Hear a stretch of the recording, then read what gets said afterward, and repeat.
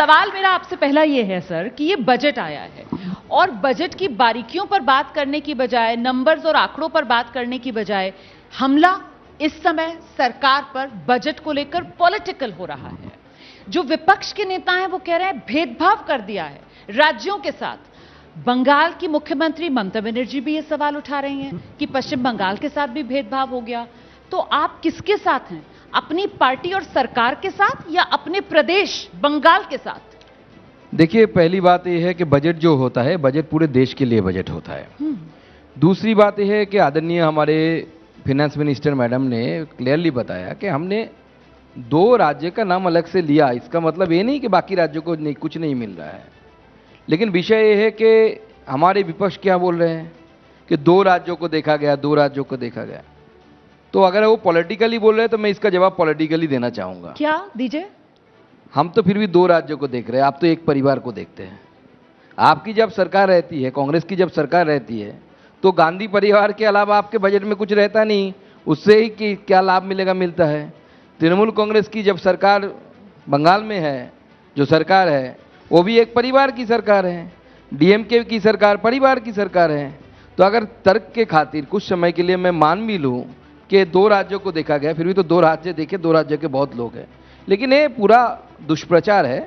क्योंकि देखिए, बंगाल 2 राज्य के लोग, और ये 2 राज्य के लोग, हिंदुस्तान में आबादी 15%, और इन्हीं 2 राज्यों का नाम बजट में बार बार सुना गया। और 2 राज्य भी कौन से? 2 राज्य वो जिनकी वजह से बीजेपी जो इस समय 240 पर है, वो 272 वाला आंकड़ा पार कर पा रही है। तो मतलब अभी तक तो विपक्ष ये कहता था कि साहब देखिए, ये पूर्ण बहुमत की सरकार नहीं है, ये एनडीए की सरकार, ये कमजोर सरकार। तो बजट के जरिए तो आप लोगों ने खुद ही विपक्ष के हमलों को एक तरीके से स्वीकार कर लिया। आपने स्वीकार कर लिया कि ये सरकार जो है वो सहयोगियों के भरोसे सरकार है, इसीलिए सहयोगियों को खुश करने के लिए उनको देना होगा। बिहार आंध्र, बिहार आंध्र।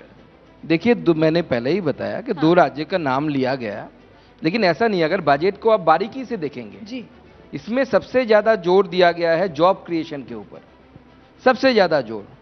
तो जो नए जॉब मिलेंगे उनको सरकार जो सहूलियतें देने की बात किया, सरकार ने 1.48 लाख करोड़ रुपीस की फंड एजुकेशन से लेकर नए जॉब क्रिएशन के ऊपर सरकार ने तय किया है।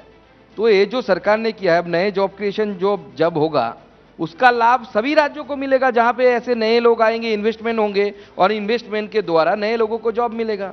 अगर वहां पे आप एडिशनल मैन फोर्स लेते हैं, लोग लेते हैं, तो उसके लिए जो पीपीएफ है उसमें भी सरकार आपको रीइंबर्समेंट देगी। तो इसका लाभ किसको मिलेगा? सबको मिलेगा। अब जहां तक पश्चिम बंगाल की बात है, तो अब सुकांत दादा, मतलब ये रोजगार वाले मुद्दे पर भी जॉब, क्योंकि आप बार बार कह रहे हैं, और इसी जॉब को लेकर विपक्ष घेराबंदी करता था, इसी जॉब को लेकर, बेरोजगारी को लेकर पूरा 24 चुनाव लड़ डाला विपक्ष ने। और इसी जॉब को लेकर विपक्ष जब आपको आंकड़े दिखाता था तो आप लोग कहते थे नहीं नहीं सब ठीक है, हमारे आंकड़े देखो, कोई बेरोजगारी नहीं है, यही कहते थे ना।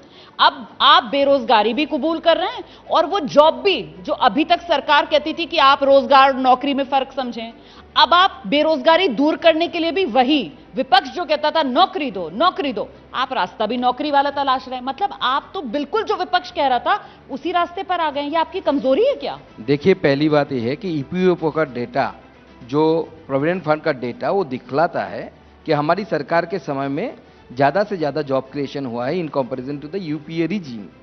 लेकिन जॉब क्रिएशन एक कॉन्टिन्यूअस प्रोसेस है। अब आज की बात छोड़ दीजिए, विवेकानंद के समय सोच लीजिए। सर आज ही की बात कीजिए ना। ना ना, उस समय भी विवेकानंद को ठाकुर रामकृष्ण देव ने भेजा था। हाँ। कि उसको स्वामी विवेकानंद को नौकरी नहीं मिल रहा था। हाँ। तो स्वामी विवेकानंद रामकृष्ण देव ठाकुर के पास गए कि मुझे नौकरी में नहीं मिल रहा है। तो विवेकानंद को बोला जा माँ के पास जाके मांग ले। तो स्वामी विवेकानंद गए, मांग नहीं पाए। एक घटना है उनकी जीवन की। तो जॉब हमेशा, आपका पॉपुलेशन एवर इंक्रीजिंग पॉपुलेशन है, माने ये समस्या चली आ रही है, ये समस्या चलती रहेगी। हमारी सरकार इसे भूल जाएं। हमारी सरकार पहली सरकार है जिन्होंने इसको एड्रेस किया।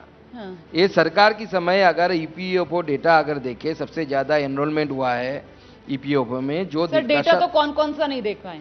आप सीएमआई का डेटा देख लीजिए, उसके बाद आप आरबीआई का डेटा देख लीजिए। वो डेटा क्या बताता है? 64 करोड़ आबादी के पास काम है। और काम किसको माना जाता है? हफ्ते में 1 घंटा अगर आप काम कर रहे हैं तो माना जाएगा कि आपके पास काम है। साल में 30 दिन अगर आप काम कर रहे हैं तो माना जाएगा, गिना जाएगा आपके पास काम है। अच्छा, और इसके आगे बताती हूं मैं आपको, उसके बाद आप जवाब दीजिएगा सर, और प्लीज बताइएगा अगर मैं गलत बता रही हूं। ये जो 64 करोड़ की आबादी है, इसमें वो सिर्फ 12 करोड़ लोग हैं जिन्हें तनख्वाह मिल रही है, मतलब जिन्हें महीने के आखिर में तनख्वाह मिल रही है। 64 करोड़ वैसे तो काम है, लेकिन जिन्हें तनख्वाह मिल रही है वो सिर्फ 12 करोड़ है, और उनमें भी जिनके पास सरकारी नौकरी है, ऐसी आबादी महज 1.5 करोड़ है। तो सर घूमकर तो वहीं पर आ गए ना जिस मुद्दे को विपक्ष उठाता था, नौकरी दो नौकरी दो। अब आप नौकरी की तरफ आगे बढ़ रहे हैं। देखिए, नौकरी, जॉब क्रिएशन ऑलवेज सब सरकार के सामने एक बड़ा चैलेंज रहा है। ये तो हमेशा रहता है। तो हमारी सरकार इसमें लगी हुई है, इसमें हमें सफलता भी मिली है। और इस बजट में अगर देखेंगे, ऐसे प्रावधान रखे गए, पहले जो 2-3 पॉइंट आदरणीय हमारे फिनेंस मिनिस्टर मैडम ने जो बताया, उसमें देखेंगे तो इसमें पूरा जोर जॉब क्रिएशन के ऊपर दिया गया। और इसके द्वारा हमें आशा है, आशा नहीं, मैं कॉन्फिडेंट हूँ कि इसके द्वारा नए जॉब क्रिएशन होंगे। हमारा यूथ पॉपुलेशन, देखिए पॉपुलेशन तो एक बड़ी समस्या है, इसको लेकर बजट पे और छोड़ दीजिए।